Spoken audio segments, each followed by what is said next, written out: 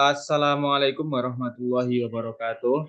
Berjumpa kembali dengan kami, PT Nesco Daya Utama, di channel YouTube kami, Nesco Academy Channel. Pada kesempatan kali ini kita akan melanjutkan kembali pembahasan kita, yaitu konsep dasar keselamatan dan kesehatan kerja, di mana video ini merupakan video ke-6 dari pembahasan konsep dasar K3 tersebut. Untuk itu kita langsung saja mendengarkan pemaparan dari Pak Hirman Karim. Silakan Pak Hirman. Oke, terima kasih Mas Asif. Ini video ke-6, konsep dasar keselamatan dan kesehatan kerja. Ya, seperti biasa kita akan mulai dulu latar belakangnya, yaitu apa yang mendorong kita untuk memahami, mempelajari konsep dasar keselamatan kerja. Tentu untuk mencapai budaya ketiga yang sebenarnya sudah dari 5 tahun yang lalu dicanangkan, namun hampir tidak terlalu kelihatan hasil safety culture ini, budaya ketiga ini. Jadi safety ini bisa, kalau aspeknya tidak hanya diri kita, tapi harus melibatkan orang lain di sekitar kita, dan kita harus peduli terhadap lingkungan kita. Sedangkan juga safety hanya bisa terlaksana secara optimal apabila ada teamwork. Teamwork bekerja, saling membantu, saling mengingatkan, dan saling menerapkan aturan-aturan yang berhubungan demi pemahaman basic konsep safety program. Ya, jadi dari 20 item ini kita akan laksanakan ini. Total videonya mungkin bisa mendekati 100. Ya, sejauh ini kita sudah membahas kebijakan ketiga, Undang-Undang Nomor 1 1970, dan sekarang dalam tahap konsep dasar ketiga dengan beberapa video yang sekarang adalah video yang ke-6 untuk konsep dasar ketiga. Oke, seterusnya kita tetap harus mengacu atau berpedoman kepada data-data yang ada untuk dijadikan acuan, ya, yang dimulai data dari 2019 ya, tentang kecelakaan kerja dan penyakit akibat kerja. Sekarang banyak juga orang yang kurang memahami apa dimaksud penyakit akibat kerja. Kalau bekerja dengan suasana yang tidak harmonis, tidak nyaman, itu lama-lama membuat orang itu sakit. Ya, itu pengaruh dari bahaya ergonomis namanya, bahaya ketidakharmonisan ya terhadap lingkungan kerja. Ya, inilah yang menyebabkan penyakit akibat kerja. Ya, tapi bisa juga karena lingkungan yang tidak bersih, bisa orang itu sakit-sakit. Ya, sistem pernapasannya bisa terganggu. Banyak kejadiannya setelah umumnya 50 tahun orang itu baru merasakan penyakit akibat kerja. Oke, jadi dari daftar ini kelihatan, dari data-data ini kelihatan di 2019 meningkat menjadi 221.000 di tahun 2020. Ya, di 2021 naik menjadi 340.370. Ya, jumlah kasus kecelakaan kerja dan penyakit akibat kerja. Ini penting kita pahamin supaya kita lebih serius menghadapi masalah K3 ini. Setelah itu ada 3 wilayah yang dibahas, yang ditonjolkan, yang disampaikan oleh data ini. Yaitu pertama lalu lintas, ya, yang kedua dalam tempat kerja, dan setelah itu luar lingkungan kerja kecelakaannya. Maka di sini kelihatan di warna hijau ini menariknya karena kecelakaan lalu lintas tidak pernah berhenti di Indonesia ini, meningkat terus. ya bermacam-macam bentuknya, ya. Dan kenyataannya ini laporan BPJS. Maka apa yang dibutuhkan? Kontrol supaya bisa menekan kecelakaan lalu lintas ini. Yaitu kontrolnya bentuk administratif, yaitu training, pelatihan-pelatihan. Sopir itu harus diberikan pelatihan, ya, yang menggunakan kendaraan. Jadi kecelakaan lalu lintas ini, ya, harus menjadi kepedulian semua orang, ya, dengan pelatihan yang sifatnya itu administratif, defensive driving training. Di sini akan diukur, ya. Tadi video sebelum ini kita juga sudah singgung, ya, mengenai kecepatan. Bagaimana kendaraan itu diatur kecepatannya dengan jarak. Jarak pakai detik, jadi bukan pakai meter, ya, pakai detik, ya, pakai waktu diukur. Jadi sejauh kita membahas konsep dasar keselamatan dan kesehatan kerja, kita akan membahas, akan tetap menyinggung hazard, bahaya. Ada 6 bahaya yang harus kita kenali di proses kerja kita, ya. Bahaya fisik, ya, yang bisa mengancam fisik kita, telinga, mata, penciuman, bisa juga. Suatu bahaya listrik, bahaya panas dan api, nomor 3, dan bahaya kimia, nomor 4, dan bahaya biologi, dan bahaya ergonomis. Yang bahaya ergonomis ini yang kita rasakan setelah pensiun biasanya, penyakit bawaan dari pekerjaan. Maka bahaya tadi dengan risikonya itu kita nilai dengan menggunakan matriks, ya, untuk mengetahui tingkatnya. Apakah dia tinggi risiko bahayanya atau rendah, sedang. Maka dipastikan setelah itu diterapkan kontrol yang sesuai dari 6 kontrol ini. Apakah kontrol yang nomor 1, 2, 3, atau 4 secara hierarki, ya, yang lebih efektivitasnya akan berbeda, ya, dari nomor 1 dibanding nomor 2, nomor 3, nomor 4 sampai nomor 6 keefektifannya.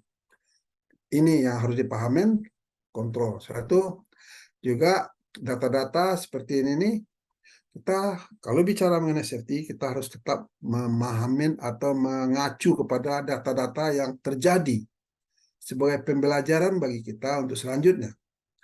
Ya, ini di tahun 2008, ya, ini terjadi kecelakaan akibat tidak mengenali bahaya. Sederhana aja sebenarnya ini. Ini sebagai background bagi kita untuk melangkah lebih lanjut mengenai keselamatan kerja. Di sini kita bisa baca kecelakaan kerja 2008 totalnya 93.800. Suatu naik di 2009, ya, turun di 2010. Oke, mungkin kabar baik.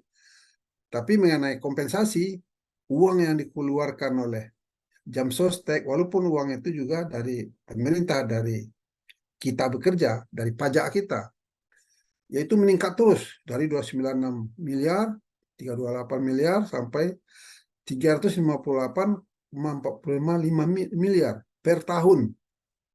Ya, bayangkan aja per bulannya berapa itu, bagi 12. Ya. Jadi terjadi kecelakaan akibat tidak mengenali bahaya. Just as simple as that, ya, sederhananya begitu. Satu, tidak mengenali bahaya, tidak tahu tingkat risiko, tidak ada kontrol yang diterapkan, maka kecelakaan terjadi. Jadi jangan mengharapkan keberuntungan nasib baik terus untuk selamat. Ya, inilah kesalahan dari kita. Karena tidak terlalu mengharapkan keberuntungan nasib baik, ya. Kalau terjadi kecelakaan, waduh, nasib saya tidak baik. Padahal itu suatu kesalahan sebenarnya, bukan masalah nasib di sini. Ya, jadi cara berpikir yang kita harus rubah. Jadi sebagai basic konsep safety program, kita juga harus tetap melihat apa kegiatan atau proses atau pekerjaan atau job yang kita lakukan, yang akan kita lakukan.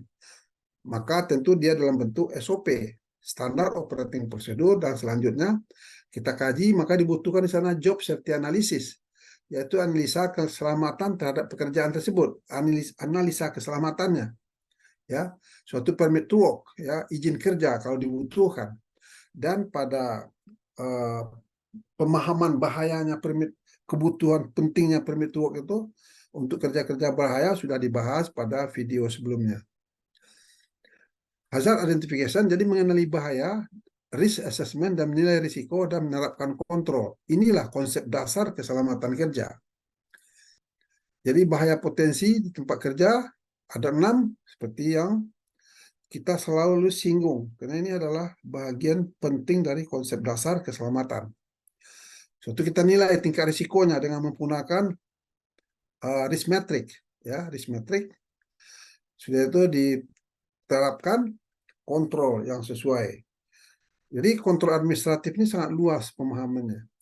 Jadi aturan, ya, nota-nota yang berhubungan dengan keselamatan kerja itu sebagai kontrol administrasi, khususnya undang-undang dan peraturan K3, ya Undang-Undang 1945 dulu ya, Undang-Undang Dasar 1945 di pasal 27 ayat 2 mengatakan bahwa semua masyarakat, ya, warga negara itu wajib mendapatkan kerja yang aman di jalan sana.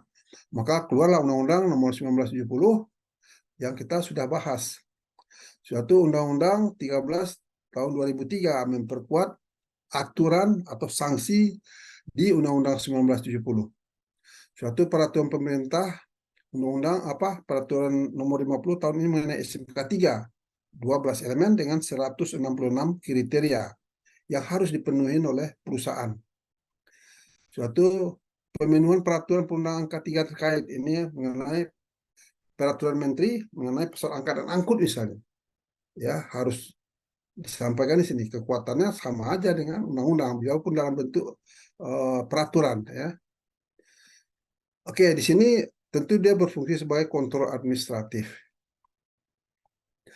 Ini untuk menentukan tingkat risiko kita harus menggunakan risk metric, ya. Dan biasanya yang ditetapkan pembahasannya ini dilakukan di P2K3, Panitia Pembina Keselamatan Kerja.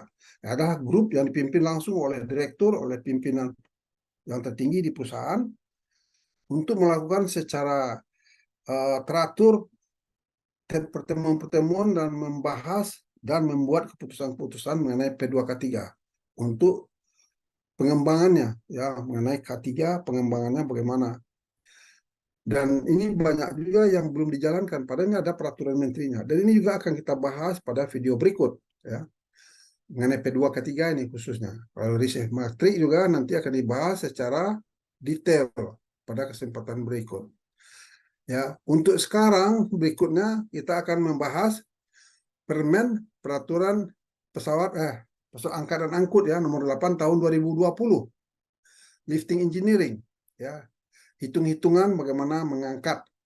Karena ini bagian yang penting untuk diketahui bagi personal safety minded personal, ya, profesional safety minded people. Itu maksudnya orang pekerja sebagai yang berprofesi dia harus paham dengan keselamatan kerja melalui undang-undang dan peraturan K3. Oke, jadi selanjutnya yang kita bahas saat ini adalah mengenai lifting engineering, ya. Di sini ada tension strength, ini kekuatan tegangan, ya, dari pembebanan, ya. Kita mengenal ini mengenai lifting engineering, kita bahas ini sekarang. Ada di sini namanya safe working load, yaitu beban yang aman kita boleh mempergunakannya, atau juga bisa dibilangkan working load limit, yaitu batasan beban yang aman kita boleh memakainya. Boleh misalnya memakainya 10 ton, ya, kita pakai boleh. Tapi putusnya enggak 10, putusnya mungkin 100 ton baru dia putus pembebanan tersebut. Itu maksud dari safety factor ini, factor of safety atau safety factor. Ya. Jadi SWL itu beban yang aman kita memakainya, atau WLL beban yang dibolehkan kita memakainya, mempergunakannya bebannya. Ya, breaking force putusnya sesuatu beban tadi kena breaking force istilahnya per factor of safety. Factor of safety ini angka yang tidak ada satuannya ditetapkan. Itulah yang dimaksud faktor safety. Mungkin lebih lanjut nanti kita lihat di sini. Jadi faktor safety contohnya begini, ya. Ini breaking load, ya, putusnya dia ada 50 ton misalnya kan, sedangkan safety faktornya ditulis angka 5 oleh pabrik yang membuat, maka safe working load-nya jadinya 10 ton. Ya, 10 ton. Jadi kita boleh mengasih beban terhadap wire rope ini 10 ton aja, enggak boleh lebih. Oke, kita lihat di sini, dikasih beban 10 ton, dites ini ya, maksudnya dikasih 20 ton, 30 ton, 40 ton, 50 ton dia putus. Ya. Tapi kita boleh cuma memakai 10 ton. Jadi tingkat keamanan itu safety factor ini 5. Itu maksud dari safety factor. Di sini kita lihat bagaimana pengetesan sampai putus. Ya. Karena banyak betul kecelakaan terjadi, orang tidak mengerti dengan safety factor ini. Ya. Kita boleh memakai ini cuma 10 ton.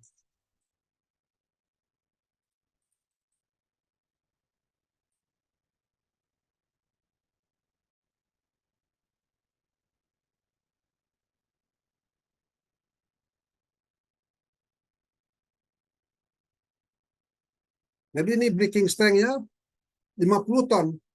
Ya, 50 ton dikasih beban, dia putus dia. Tapi kita boleh memakai cuma 10 ton. Safety faktornya adalah 5.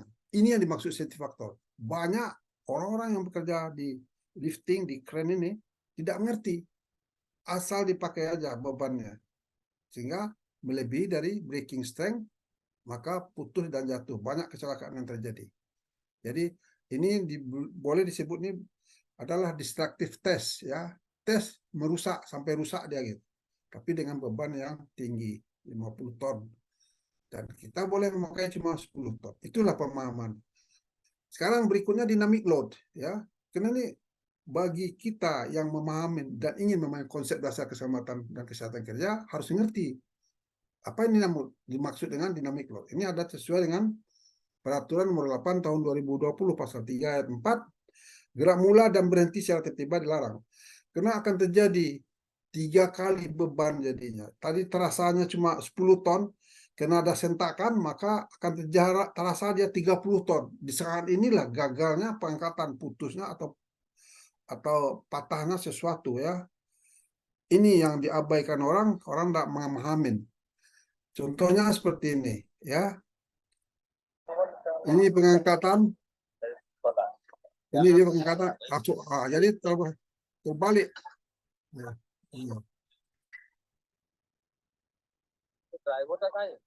Karena ada beban kejut, ya, putus bentar, putus beban kejut. Ya. Ini yang dilupakan orang banyak. Ini juga.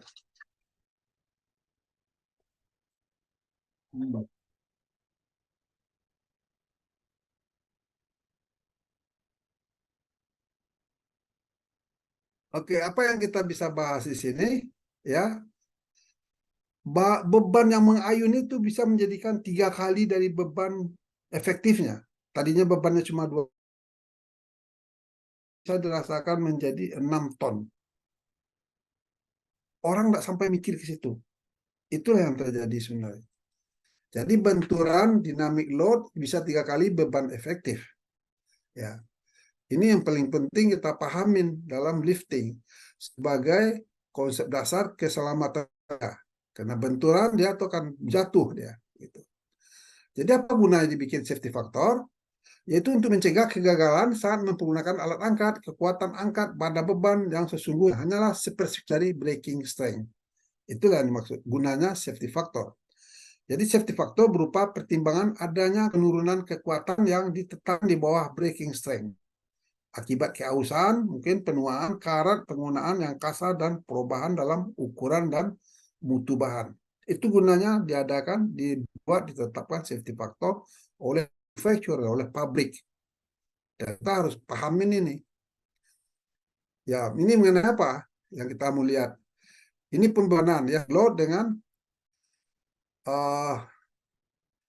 radius again load, ya, termasuk ini dynamic load. Ya, dynamic load itu ayunan, ya, ayunan atau dia posisi sedang berdiri diturunkan, dia memanjang dan Jadi safe margin yang maksudnya begini.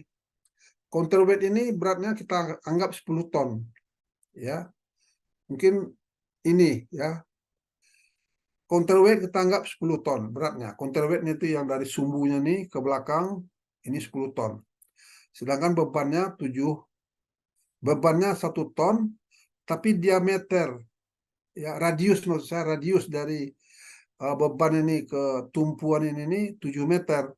Maka kita bulatkan misalnya berat yang dirasakan oleh kren ini adalah 7 ton. Maka ada safety margin di sini 30%. Ya. Ini aman, tidak apa-apa ya. Namun di video berikut ini karena diturunkan atau dipanjangkan apanya radiusnya memanjang gitu, boomnya diturunkan, sedangkan beban tetap 1 ton, tapi yang dirasakan menjadi 9 ton, sedangkan counterweight 10 ton. Jadi cuma aja safety marginnya cuma tinggal 10% aja lagi, ya. Kalau misalnya seimbang ini, misalnya ditaruh 10 meter di sini nih, sehingga beratnya yang mengangkat dengan counterweightnya nih biar 10 ton sama 10 ton, itu tidak ada lagi safety marginnya. Ini sering dilupakan oleh operator atau pigger, maka terjadilah kecelakaan. Jadi khusus untuk ini juga harus kita akan bahas lagi nanti di video-video lain. Ini cuma bagian dari konsep keselamatan dan kesehatan kerja. Mengenai sling dan angle stress juga, ya. Ini juga maksudnya bagaimana sudut sling ini, ya ini 90% lurus, 10%, maka pembebanan terhadap sling ini bisa dibagi dua langsung, 5 ton di sini, 5 ton di sini dibagi dua, karena slingnya 2. Ya kan? Kenapa? Karena sudutnya ini 90 derajat. Tapi pada kasus begini, jadi terjadi sudut di sini. Sudut, ya. Beban yang diangkat ini seharusnya menjadi lebih 5 ton yang tegangan stres yang dirasakan ini nih, ya.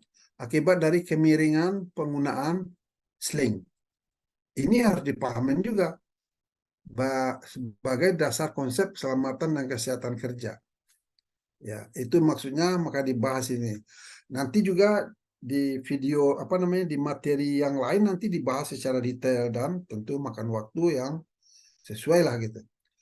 SWL 10 ton ini kan misalnya ini jadi 6,25 ton. Kalau dipasang dia pakai secara lurus, dia cuma 5 ton yang dirasakan oleh sling ini. Stres yang dirasakannya. Tapi kalau dia pasangnya miring seperti ini, yang dirasakan itu menjadi 6,25 ton, ya. Padahal seharusnya 5 ton gitu. Ini side effect dari dari pembebanan gitu. Apalagi kalau gini kan sama dengan cerita yang tadi, ya, stres yang akan ditimbulkan itu misalnya SWL-nya 6 ton, ya, 6 meter per B 5 meter, ya, jarak ini yang penting kan jarak ini suatu dibagi 2, dibagi dia menjadi 6,5 nih, 6,5 kali 6 jadi 7,2 ton yang dirasakan oleh stres yang dirasakan oleh sling tadi, ya. Jadi ini ketetapan ini sudah ada dari pabrik dan itu kenyataannya ya 10 ton bagaimana kemiringan. Tadinya dia bisa tahan kalau dalam posisi lurus bisa tahan dia 5 ton, dari beban yang 10 ton ini dibagi 2 kan bisa dia 5 ton, tapi terjadi kemiringan maka menjadi 5,2 ton yang dirasakannya. Miring lebih, sudutnya lebih besar lagi, ini 10 ton jadinya. Padahal barang ini cuma beratnya 10 ton. Jadi sudut ini akan membuat tension akan berlebih. Jadi ini sudah ada pedomannya ditetapkan oleh manufacturer. Tergantung bagaimana kita memahami bagaimana terhadap sudut-sudut pembebanan ini. Yang penting diketahui bagi safety minded professional, ya, konsep dasar keselamatan dan kesehatan kerja. Oke, saya rasa itu mengenai materi yang penting terhadap lifting dan pembebanan dan safety factor yang harus dikuasai oleh safety minded profesional yang berhubungan dengan konsep dasar keselamatan dan kesehatan kerja. Oke, Mas Asif, saya rasa cukup itu. Terima kasih. Baik, Terima kasih banyak atas penjelasannya, Pak Hirman. Semoga apa yang kita bahas bermanfaat bagi kita semua dan khususnya untuk para pemirsa YouTube channel ini. Baiklah, untuk video tentang konsep dasar keselamatan dan kesehatan kerja akan ada beberapa video lagi. Untuk itu nantikan video-video tersebut dengan cara subscribe channel kami agar Anda semua dapat mengikuti apa yang disampaikan oleh Pak Hirman Karim. Dari kami mohon maaf apabila ada kesalahan. Sampai jumpa di video-video selanjutnya. Terima kasih.